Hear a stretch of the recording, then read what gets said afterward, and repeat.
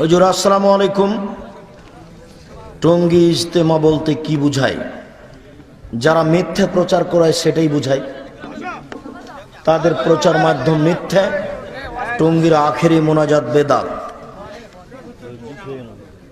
একটি মেয়ে ছেলের কি কি গুণ দেখে বিবাহের সম্মতি দিবেন?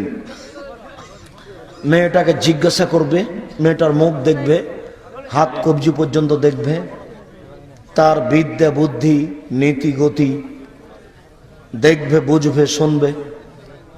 শুনে তার বিবেক যদি আগায়, যদি মনে করে যে একবার দেখে আমার কেমন হলো, তাহলে তার মাকে পাঠাবে, তার মাকে পাঠিয়ে আরো ভালোভাবে দেখে নেবে।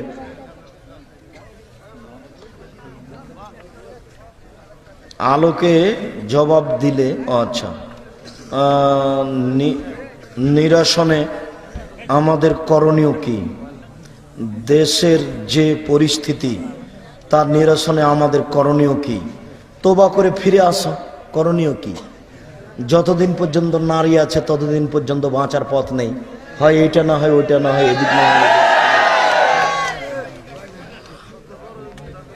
পীরের সাথে মরিদ হওয়া কি হালাল না কি হারাম? পীরের সাথে মরিদ হওয়া হারাম। এটার উপরে টাকা রাখা মানে কি? ও ও ইট ভাটাতে টাকা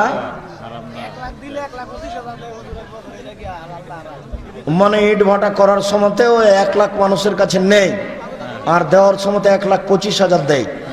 এটা না জায়েজ, হারাম। তবে ও বলতে পারে টাকা দেন, চলন্ত বাজারের চেয়ে ইট কম দাম ধরবো। বুঝা গেল না? চলন্ত বাজার 7,000, আমি আপনাকে 1,000 ইট দেবো, 5,000 টাকা নিব। করতে পারো।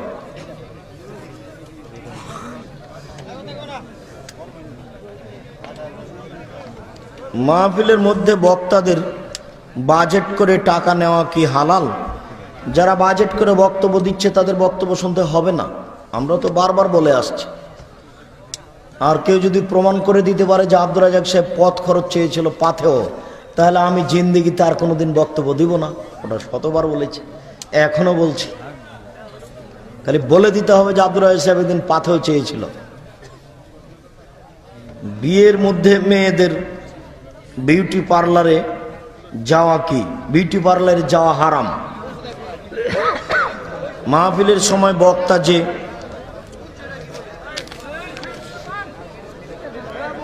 দোয়ার মাধ্যমে ভাগ্যের পরিবর্তন হয় কি? জি, আল্লাহ যেটা চূড়ান্ত লিখেছেন দোয়ার মাধ্যমে এটা কেটে দিয়ে আর একটা নতুন ভাবে লিখেন। এটাই সহিহ হাদিস।